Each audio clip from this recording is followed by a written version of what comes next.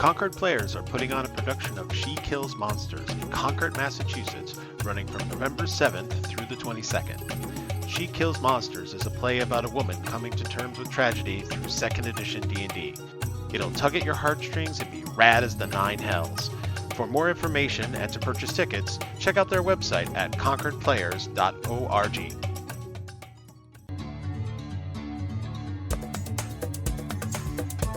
Welcome to the Game Masters Book Club, where great fiction becomes your next great tabletop role-playing experience. Returning Game Masters Karen Ford, Rob Trimarco, and Jason Keeley are reviewing All Systems Red, the first novella and the beginning of the Murderbot Diaries by Martha Wells.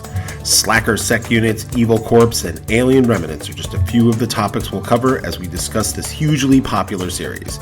Let's get into the conversation. Welcome, everybody, to the Game Masters Book Club. We are here today to talk about Murderbot, specifically All Systems Red by Martha Wells.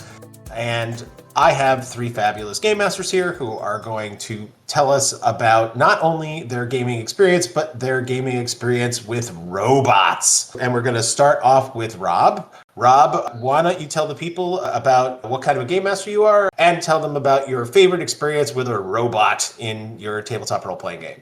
Surely, my name's Rob Trimarco, avid gamer for 1,000 million years of playing all the games that I could get my hands on, which is a lot. I fill my home with books of games and miniatures. So what kind of GM am I? I guess I very much a player favorable one. Not so much like you're going to win every time, but it's going to be, I'm going to present a fun and wacky adventure to you that will have elements of dramatic and fun times. But, death is fine in a game, but what's more fun and crazy is to put your character through some really terrible yet survivable circumstances that, please let me die. No, I will not. Will not.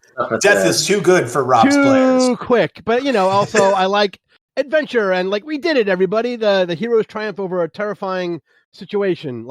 I want to work toward that goal. You're not we did it and most of us are dead and I'm sad. Let's not. That's not how I roll. And my favorite experiences with robots, a lot of the sci-fi games I've played, some form or another, even the fantasy ones. Jason, when we first started gaming together, ran an Eberron game for myself and a few others. There's always someone playing a Warforged, and Jason played in a game with us. My friend Safe ran Tomb of Annihilation using the Eberron universe, and he said, make the character you think that can survive the Tomb of Annihilation. So I did. And it was a Warforged juggernaut who was barely alive and barely had control of his own reason. Mental effects didn't work on him. Drains and constitution stuff didn't work on him because he was just this thread of life in him that was barely bright. And it was a lot of fun to be a robot in the fantasy world. Karen, tell the folks about your gaming persona and about robots. Alrighty. As far as being a GM, I tend towards very rules light games. I try to keep the experience as much like playing pretend as kids as possible. Obviously, you have to roll dice sometimes, otherwise you don't know how things work out. But I prefer to really just have a bunch of friends who come up with a bunch of super fun characters that have adventures together. I love having snippets of character backgrounds and pulling those things in, or having people pull them in ways that are obviously to help them, but also even much funnier to their own detriment, to cause wacky situations that they have to then get themselves out of. When it comes to robot in a game or whatnot, I was looking through all the stuff that I've been running in the past, 5 years or so, and I don't run a lot of sci-fi, but I did do a Doctor Who game last year, and in one of the adventures, the whole party had to go to a future hospital that had a psych ward in the way that there's the Napoleon psych ward on TV is a trope, but it was a psych ward of people who thought they were the doctor. And it included a Dalek who thought that it was the fourth Doctor.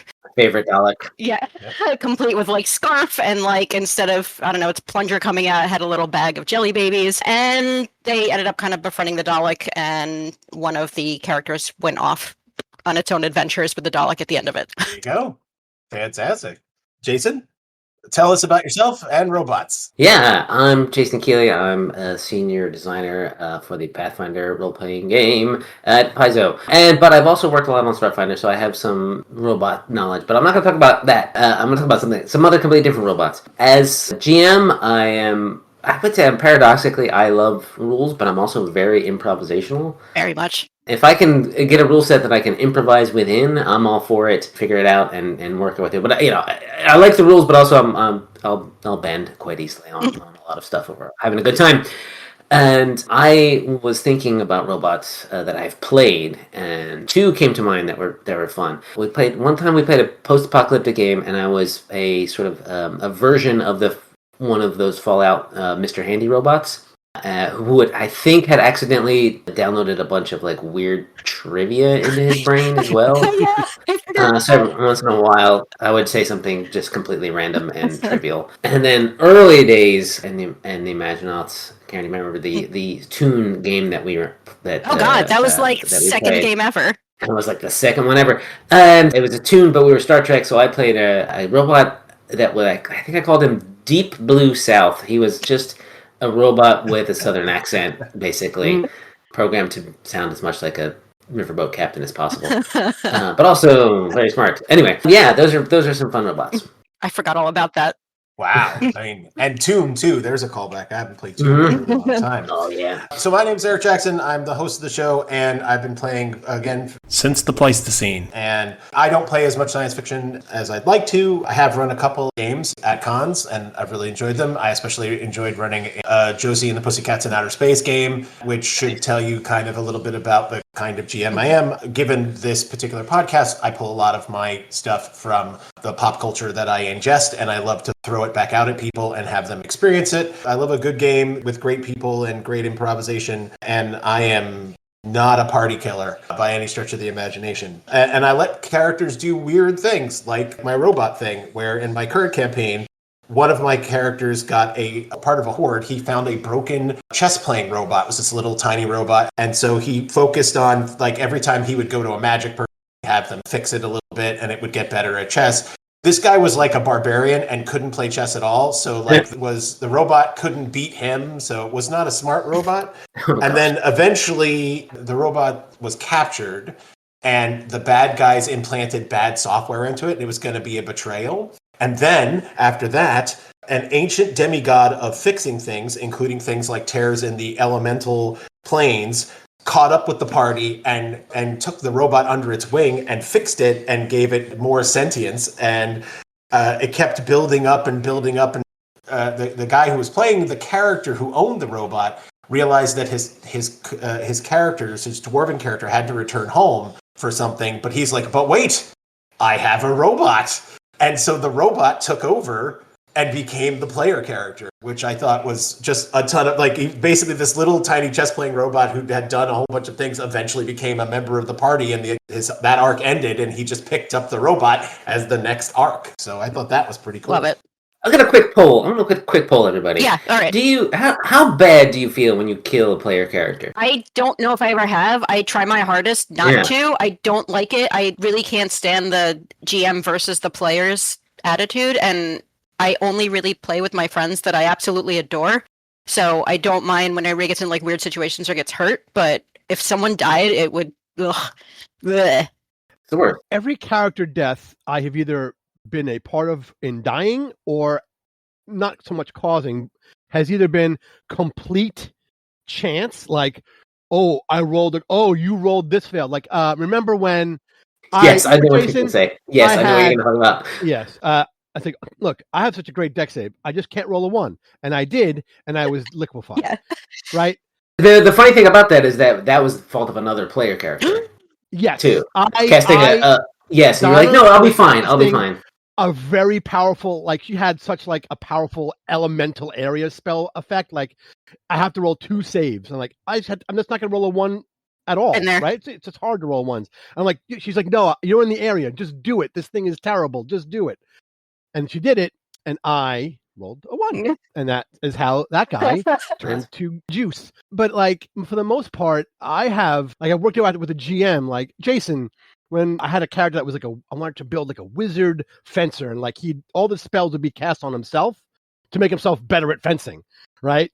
But that character didn't work out. I, again, fucking rolled a 1 twice. It like scares you to death. Yeah. Psychic killer or something like that. Yeah, Phantasmal Killer. Phantasmal Killer. Phantasmal Killer, and I rolled a 1 like, oh god, I'm dead, and then 1 dead. But that's okay. I came back as the best character ever, making a pact with a devil and becoming a full-on sorcerer. I loved it. Like that sort of thing, I'm down. Death, like, there have been games where a run down a hallway, a guard randomly shoots a crossbow bolt. Oh, you died. Like, Okay. that happened to Matt Cody and Jay's game. Yeah. Like that is unsatisfying. But if you have a cool story thing happen along with the death, then it's fun. Yeah, and in that vein, if somebody actually like sacrifices themselves for the party, or if it is a player generated self death, no problem. Yeah. Amazing, love it. Yeah, absolutely. When death is only the beginning, you can pull something like that. That's always good. Yeah. Instances in my regular game where characters have been like, okay, well, this is how I'm going out. And again, if there's an agreement between the DM and the player that this is the appropriate death, then that's okay. But I don't think I've ever, not since the very early 80s in my teen years, have I just been like, nope, you're dead. As a mature game master, I don't just wipe somebody out because, you rolled too bad. Oh, well, too bad. There's always a reason. Like, even if you died in a thing, I might have had that character come back as like a ghost character, or he possesses a squirrel and he has to walk. He's a squirrel for like an adventure. And then we transfer to like a robot body, right? Something like that. What about you, Hersey? Yeah. I feel real bad. I can tell you a story, but go ahead. I feel awful when it happens, and often it does happen because of random chance. I don't never try to plan, but like Rob had said, like I think it's in certain games it is you must definitely threaten death to make it the game interesting, but you never really try to. A lot of games have the buffers there. Spells and magic and stuff that you can really just sort of like, I'm going to hit you for 150 hit points. Oh no, and then we got a healer and it'll be fine, right? I've put just like fairly recently, right? Rob I put Epi down twice in a single fight, but he's fine. His character didn't die. So again, I think that's the exciting part. There for sure. The chance is there, and that's the makes it exciting. But then when you do something, the thing that I think you're thinking of, Rob, is when I coup de grace someone.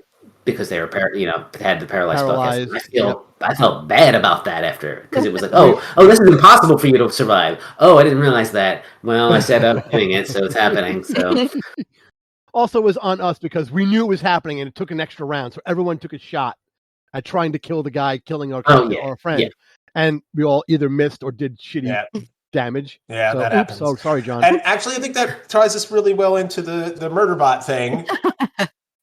Yeah, I know, because that is one of the things about Murderbot. Very much a throw themselves at it, and even if they don't survive, they kind of survive, right? Like that death is not necessarily death. And that's one of the cool things about playing robots. I'm going to give a quick brief of what this Murderbot book, specifically All Systems Red, which is the first novella in the Murderbot Diaries. It's the first installment of the Murderbot Diaries, which is told through the voice of a cybernetic being who's the property of a galactic nation. It is used to provide security as a SEC unit for human clients. Normally, SEC units have a governor module, which prevents them from acting independently from their orders, but this SEC unit has hacked its governor module, which regulates its behavior. Now it's capable of free action.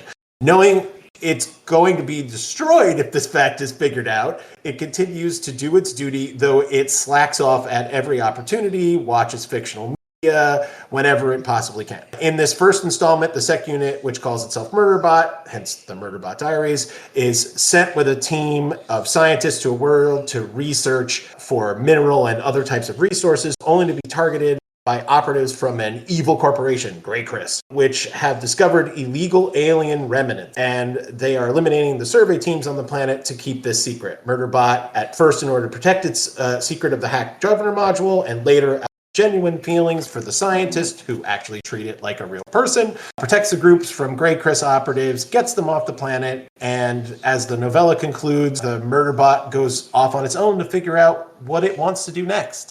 And There are another 6 or 8 novella and full-length novels that talk about that. What did I miss? It's such a dense little novella, but what other themes did I not hit? Because I know I missed. There's a little bit of themes of found family, Mhm. I would say, and the Murderbot group of people that Murderbot is working for are kind of hippies, and they're like, we don't like this practice, and they try to befriend Murderbot, but Murderbot is also like, I don't want to talk to you. I'm trying to pretend to be a robot here and whatever. But then it ends up basically liking them and saving their lives. Karen? Yeah. Also themes, I mean, there's themes in there of like trauma recovery. It's also very funny and adventurous and exciting on top of all this other stuff. So if you haven't read Murderbot, don't let all of this like deep philosophical whatever turn you off, because it's a fantastic and quick read, and the whole series is one of my favorites of all time. Karen, I believe when prepped for this, you reread everything. Yeah, no, you can't, like, I couldn't stop. So good, including the new short story that came out like 2 days ago. Yeah. And Rob, this was your first time through with Murderbot. Did I miss anything? No, I enjoyed the story. I am looking forward to reading more in the series. Fantastic. All right. Speaking of more in the series and more things to do, We Are All Game Masters is a fun story. So now is the time to step forward and talk about if we wanted to run a Murderbot game, how would we do it? Rob, why don't you start us off and tell us what game system and mechanics you think would help evoke Murderbot into your TTRPG? I think there's a lot of really good sci-fi and cyberpunkular games that I would like. And, one of them would be like it is. Real word. You understand how it works. You know how language works. You make up a word and people go, that's not a word. And then it becomes cyberpunkular is now my new favorite word of the week. Thank you. And I would probably use the tech and stuff from the cyberpunk world and, skew it a bit so it's a little more space, like cyberpunk meets The Expanse sort of a thing. It was advanced technology, but still had a lot of that explorer vibe to it. So I think that would be one of the base systems I would try to run it in. There would be one person would be a Murderbot and everyone would be like the support crew, like the Doctor Who game. Someone's a doctor and then everyone else is like companions. Like there's never a party of Doctor Who's, right? Well, if there's a special. And I don't watch the show. Don't at me. 10 years. Jason. There is a party of doctors. Yeah, there are a couple of episodes Yeah. where they get a bunch of doctors together. A couple of episodes, but it's not like the No, standard. it's not the no, standard. Like No. everyone, fly your tortoises. Tardai. No, that's only for the season finales. Karen, why don't you go next? Okay, I thought of two games. First, Shadowrun, near and dear to my heart, is the first role-playing game I ever played. And if Murderbot is not corporate hell, like nothing is. It's just in space and not on Earth. It also translates directly with all like the cybernetic and biometric enhancements, all that stuff. And you can approach the Murderbot universe from like so many angles. Whether you're creating people to go on missions to save people from corporate indenture or like raid corporate facilities, etc. Character building with this would be super fun. When a Shadowrun I know is like clunky to run, but their character building has always been top notch. It's just has so many fun things that you can pull from. I absolutely used to adore those like supplementary source books like Shadow Tech and the Rigger source book. See Rob's thumbs upping me. Because shopping is the best part of all of that. 100%. Actually, in one of the Murderbot short stories, it's just a little brief one, it's minor spoiler, but Murderbot is sending Dr. Mensa all these pings being like, it's looking through all these catalogs being like, will you buy me this? Will you buy me this? Will you buy me this? But I really want this. Will you buy me this? And it's exactly what Shadowrun is. And also maybe playing this way you could make the hacking and or drones actually fun, because those tended to be the most tedious parts of playing that game. The other thing I thought of is Alien the role-playing game by Free League. In my brain, Murderbot always calls it the company that owns it, but it never actually says the name of the company. So in my head, it's just Weyland-Yutani, because they're terrible. So what I liked about the Alien role-playing game is there's this mechanic where as the player characters, you get these secret agendas per each act of the game that are supplied to you by the GM, and you don't necessarily, you don't know what's going to happen, and it'll throw things off and make it chaotic. And in the game itself, there's things like, oh, hey, look, you're the secret robot that wants to kill everybody. Haha, it's Alien. But especially if you're playing in like a corporate rim, I think that would work so well in this universe. They also have things like stress dice and panicking, which 100% works because a lot of terrible garbage happens out here in space. Jason, I'm going to jump on top of this only because I just realized that the Alien game is made by the same people as one of the games that I'm going to talk about. Also, to plug Jason, my first thought would be to run this in Starfinder, just because everyone's very comfortable with Dungeons and Dragons, basically Dungeons and Dragons in space or Pathfinder in space, so that D20 sort of feel. And I think it's a great system for building characters as well, and you could get something really cool out of it.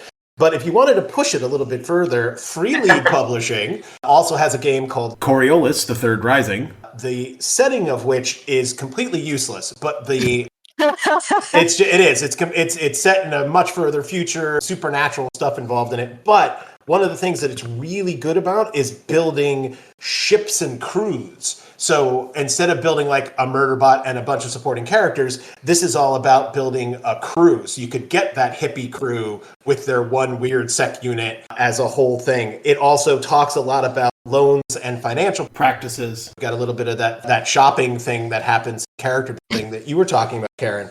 It's also got dice pools, which makes it like Shadowrun.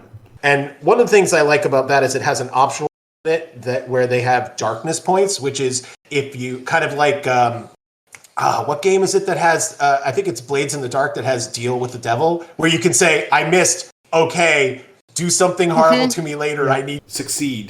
So it allows you to get another roll and another shot at something, and then you get these darkness points, so like guns jam at exactly the wrong moment or something along those lines, which, given the slapstick nature of Murderbot, the idea that the most terrible thing could possibly happen, now you have to deal with it, feels like a mechanic you'd want to have. Ditch the supernatural and the most of the setting stuff. You could probably rework anything that's supernaturally into the alien remnant if it was necessary mechanically. I have an honorable mention. I really liked Coriolis. I would have liked to try that. You mentioned the Expanse, and all that. and there is an Expanse game. Jason, wrap it up for us. I've had it and I've read through it, but I've never played it, and I don't know much about the Expanse. This is why it's just an honorable mention. I don't know how much like robot stuff is in the Expanse, but I bet you could probably take the core of something like the Expanse role-playing game and maybe AI monster robot-y things for the most part. You would have to shove the future up in that, but it does a very good job of real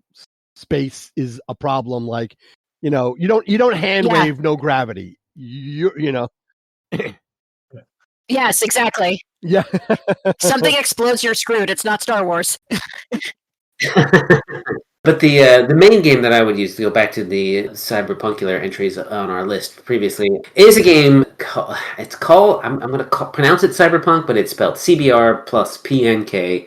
It is a small game, and it's literally just like a pamphlet of a game that takes the Blades in the Dark engine and just kind of strips it down into bullet, essentially, of an engine. Again, it's Cyberpunk. You're playing runners going on essentially like a heist to do that, and the classic stuff that you would do in Blades, and has a lot of the similarities of Blades in terms of like stress and wounds and whatnot. But you can also, like, your die can get glitching, and you can have augmentations and stuff like that. So I think that would be, you could be like, oh well, I am mostly augmented, because they had, in the Murderbot world, they're, your sort of regular meat humans. You do have some augmented humans who have some like, data jacks in their neck and stuff like that. But then also you have the full Murderbots who look like they have some organic elements, right? Because they're supposed to look people to make people comfortable, or whatever that reason was.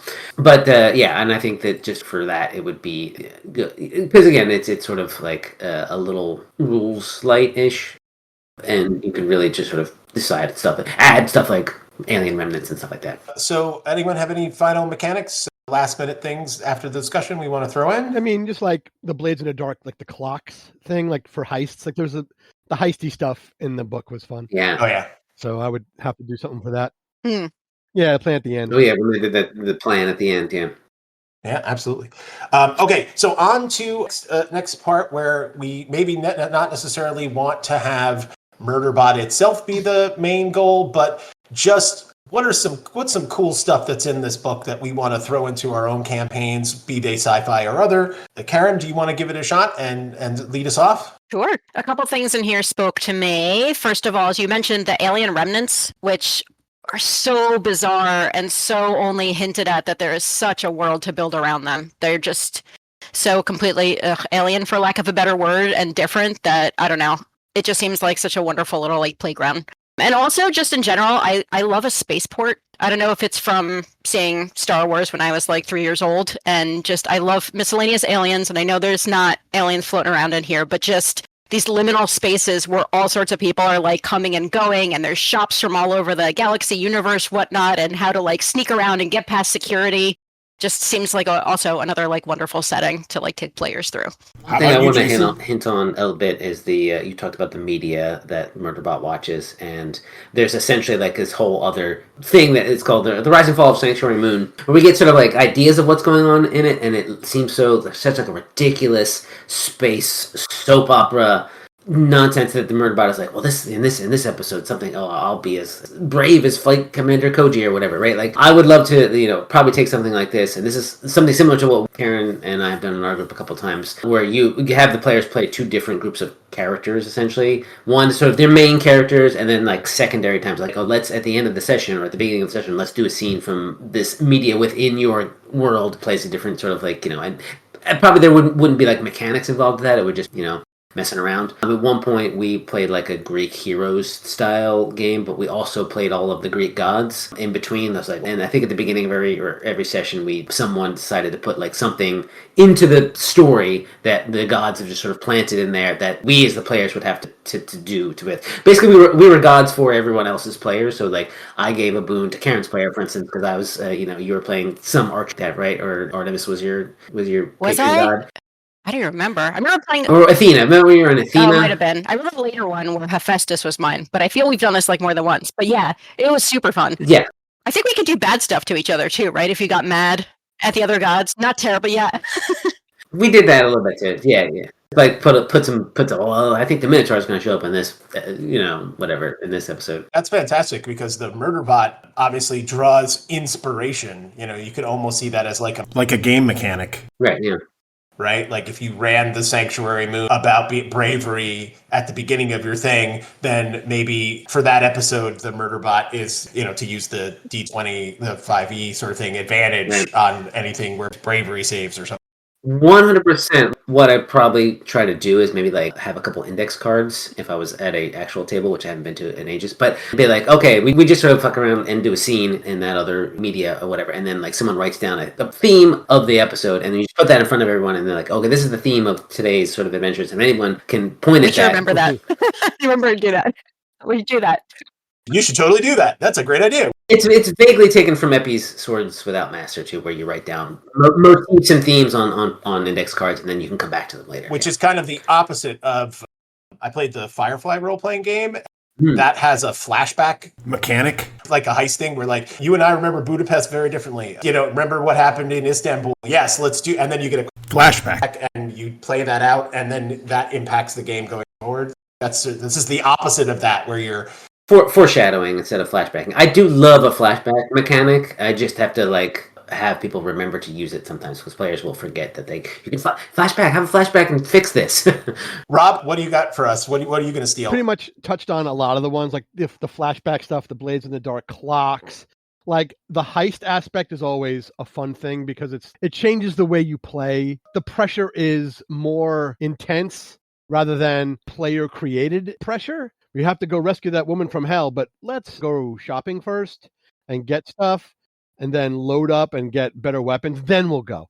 But the heist is like, oh shit, I didn't heal. I didn't have, the clock is ticking down. I have to do something desperate. So you make decisions you normally wouldn't, maybe in a fabricated pressure. Not that this isn't fabricated, it's a game, but the clock is like, if you don't do it in this time, bad stuff is definitely going to happen, that you're going to have a real problem mitigating because you didn't deal with it in the time limit. So that's always been a big, like a fun thing to incorporate. That prevents the completely over-prepped player. Right. Which I love to be. I love to be the player. Fear of imminent failure leads to the best creativity.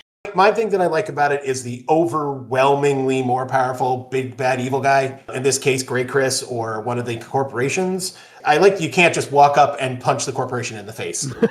Yeah. Although Murderbot is very good at punching, and it does punch a lot of its problems. I'm not saying that isn't part of what's happening here. Murderbot is forced to buckle down when it's its own, when it doesn't have the resources of all of its friends, and it sort of just keeps like hides and pretends. Even in later books, he's still trying, or it's trying to just like skulk around the outside of this because it's just so big. That makes for a really great sort of campaign in an aspect, because if you can't just take down the big bad evil dudes of Grey Chris, and that means you can't do a frontal assault, which means you've got to plan around it and build up. You've got to, maybe the opposite of what we're talking about on the clock, in that you're building up, you have to build up these resources. Even get there. There's 10 different stories in the Murderbot thing, and they're not even close to taking down Grey Chris, or if they are, they only wounded it slightly, and there's this whole other thing that they're still working on. So it's anything that'll make you come back 10 times over. That's a campaign that'll keep players clearing their schedules for you. They'll keep coming back, and we all know that's the real trick, right? People don't want to take their Saturdays off and come hang out for a couple hours and play. So that's what I would take from this ultra powerful bad guy that you can't just punch. Then on to media. Jason, why don't you talk to us about what sort of media? Fun stuff that was similar to Murderbot that you would use for inspiration in a tabletop role-playing game. I want to talk about the video games Citizen Sleeper 1 and 2, which have come out in the past couple of years. They're pretty recent. I think Citizen Sleeper 2 came out in like January, February, or something like that. Anyway, it is not quite a visual novel. It's got a lot of text to read. It's very story-based. It's very much a narrative game, and it has an almost board game, role-playing game like mechanic to it, where at the beginning of the day you roll a bunch of dice and then you apply these six-sided dice to the things you can do, and that determines whether or not how well or poorly you succeed. But the setting is very much similar in a lot of ways to Murderbot, because it's got corporate debt and stuff like that. But you play as a sleeper.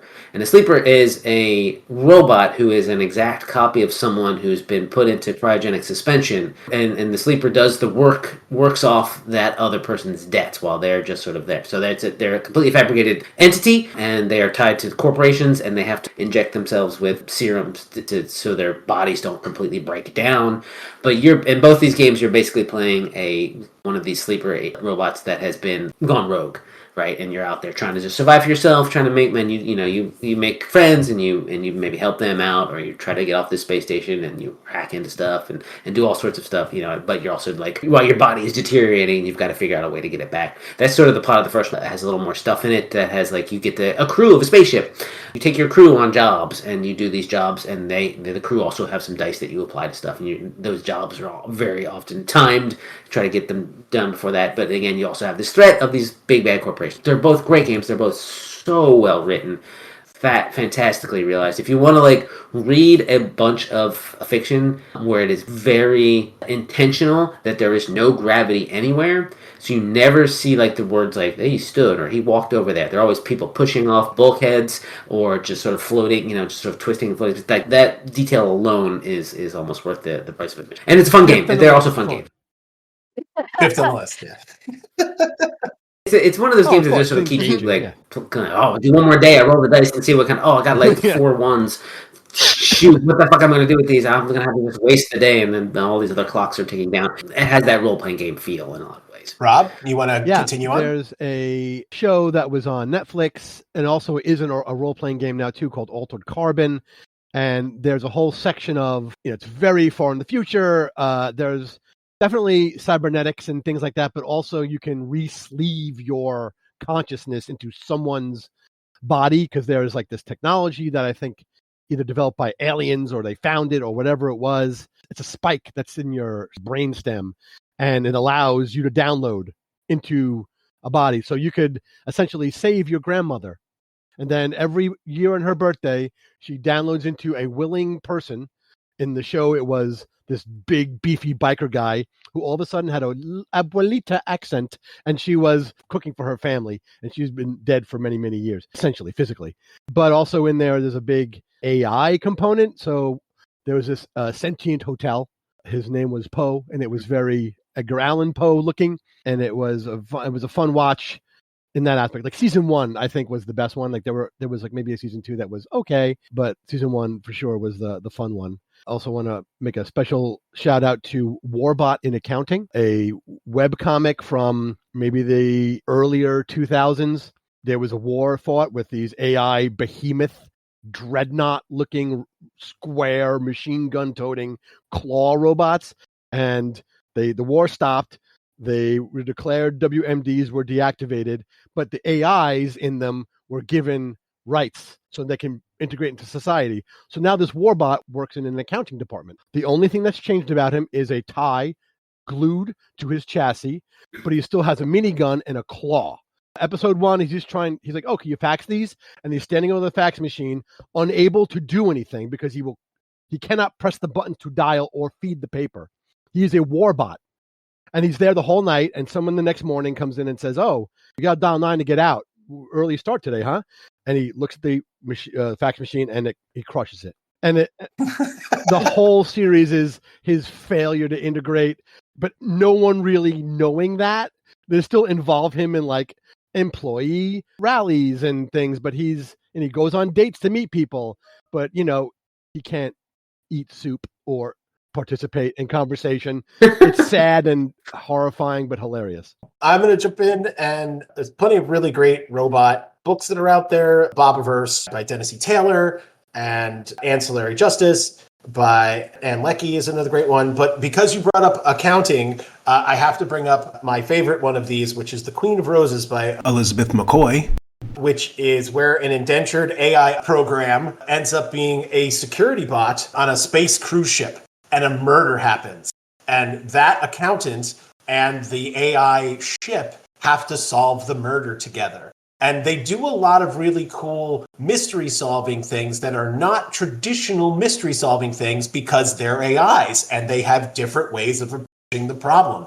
And I really think that Queen of Roses by Elizabeth McCoy does that really well. And the accountant, Serafina, even hates people like Murderbot. Like, it's an accountant, it wants to sit in a room and do accounting things. And now it has to talk to people in order to solve this, and it hates. So it really does have a lot of the same beats as Murderbot. It also came out a full 5 years for Murderbot, so it's not a derivative. It's not. On the other side of it, the creatures becoming more or different than what they're supposed to be. I think The Last Unicorn by Peter Beagle is a great piece of that, because that is a creature that is meant to be one way, the unicorn, and it becomes something different. We have the butterfly that comes and talks to the unicorn, which is sort of like the hacked governor module. You're going to leave the place that you're at and you're going to go and do this. Now you have this other like purpose that you're working on. And she has transformations like Murderbot does. And she becomes a different kind of person like Murderbot does. Yes, it's a fantasy. Yes, there's immortals and giant flaming red bulls. It is not a robot. I think it has a lot of same elements. And finally, similarly, Susan from the Terry Pratchett Discworld novels is this odd duck of a person who's the granddaughter of death, and she really doesn't get people the way Murderbot doesn't get people. So if you just want snarky commentary like Murderbot, read anything with Susan from the Discworld, and you can get all snark, because, Pratchett is the master of snark. Karen, you want to wrap it up for us? As we can kind of see, Murderbot is so many different things of a book. It's not anything you can kind of pin down. So it's kind of hard to be like, oh, if I liked Murderbot, what else should I read? But I've got a few in here. If you're into the whole alien remnants thing, may I recommend one of the most bizarre books, but amazing books I've ever read, which is Roadside Picnic by Arkadian Boris Strugatsky, if I pronounce that right. It's from the 70s. They're Russian authors. It's essentially about sometime, I guess, in their future, aliens came to Earth, didn't really encounter anybody, and left a bunch of crap there that nobody understands what it does. It's being studied by scientists. It's also being kind of plundered by people to sell off on black markets. It does weird, dangerous things, and sometimes just weird things, period, that nobody understands. And throughout the entire book, you don't really understand, but it definitely has that same like weird mystery of the alien remnants and of things being like truly, truly alien. Also, The Orbital Children, which is an anime. You can watch it on Netflix. It's sort of set in my mind somewhere between like 100 years from now and when Murderbot would be. It seems to be the like early space station era. There's corporate logos everywhere. It's based around a trip for kids up to this new space station that's been sponsored by their Google, which is Deagle.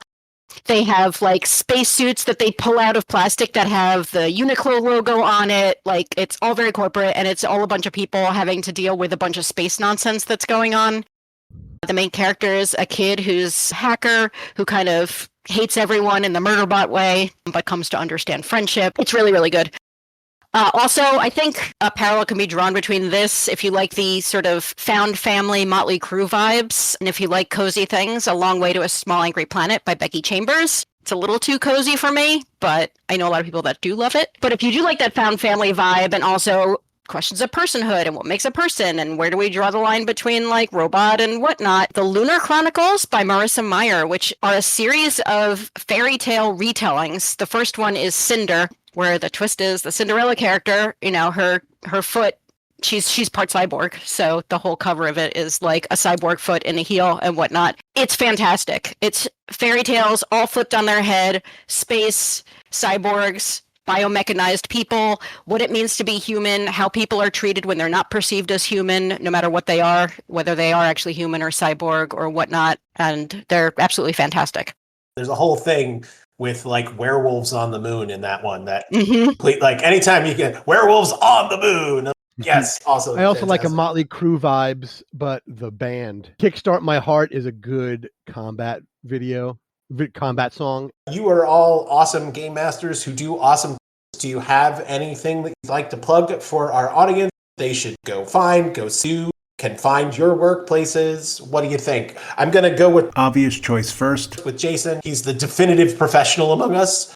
We mentioned Starfinder a couple of times, and by now Starfinder 2nd edition is out, so go check it out. There's the core rulebook and stuff. There's a deluxe box set adventure called Murder in Metal City, which has a lot of robot stuff in it, and is very noir, so hopefully that is cool. I might be running that at some point. I had not a whole lot to do with the 2nd edition creation. It's just on support. Karen? I don't have any role-playing specific anything, but in case you did listen to the last episode I was on, I do volunteer work as a crisis counselor for survivors of sexual assault and domestic violence, and I work for the Crime Victims Treatment Center, who are a wonderful organization who provide tons of free services. So if you want to donate or help, you can go to cvtcnyc.org. Rob? I too am not professional, nor do I do anything publicly good. But I do want to say support your local gaming gathering groups and stores. There's a store, not too far from me in Glendale, Queens, called Cook's Crafts Shop with a SHOPPE. Ooh, oldie-timey. It's been around since like the 70s, and like the owner's grandma started it when her husband stopped. He had a fix-it shop, and he stopped doing the fix-it stuff, and then they made it a craft store for knitting and painting. And then it also got into, in the modern age, Warhammer and card games and Marvel Universe, all the miniature painting stuff and role-playing games. So I go there as much as I can. I pre-order all the stuff from them, and it's support your local nice people. Is that where you got your 3,000 now beautifully rainbow-ordered paints? Yeah, a little bit of them, yeah. Some online, and then a bunch from them. And if you see behind me, It's beautiful. not on this podcast. You can't see, this is a podcast audio only, but Audio media. I have a rack of a lot of miniature paints that I've rainbow ordered. Approved. Approved, absolutely. I was very nervous. To show Karen, because what if the one paint was out of order? I would be whipped. Yeah, if anybody knows anything about me, I love a good rainbow order. Wow, there we go. I will wrap up and say that not only should you support your local game store, but support your local bookstore. I live Up the street from a great local bookstore called Lala Books in Lowell, Massachusetts. I buy as many of my books as I can there, so support your local bookstore. Yay! And that's our discussion of All Systems Red, the first novella in the Murderbot Diaries by Martha Wells. Stellar thanks to our game masters Jason Keeley, Karen Form, and Rob Trimarco for their wit and gaming mastery wisdom. Thanks so much for being on the show. It was a ton of fun. Be sure to listen again when they return to discuss The City of Brass by S.A. Chakraborty. You can find a complete transcript of today's discussion, as well as links to all of our podcasts at k-squareproductions.com/GMBC. You can learn about upcoming episodes on our social media on Blue Sky at gmbookclub.bluesky.social, on Facebook at Game Masters Book Club, on Mastodon at Game Masters Book Club, and on Instagram at Game Masters Book Club. If you've enjoyed the show, please like, subscribe, and comment on our episodes in your chosen podcasting space, and be sure to share those episodes with your gaming community. Continued Praise and thanks to John Corbett for the podcast artwork and Otis Galloway for our music. Be sure to check out our next episode when Ian Eller, Alex Jackal, and Sean Murphy take us into the psychedelic post-apocalyptic sci-fi of Jeff Vandermeer's novel, Born. You've been listening to the Game Masters Book Club, brought to you by me, Eric Jackson, and K-Square Productions. Thank you so much for listening. Later, gamers, and to paraphrase the great Terry Pratchett, always try to be the place where the falling angel meets the rising ape.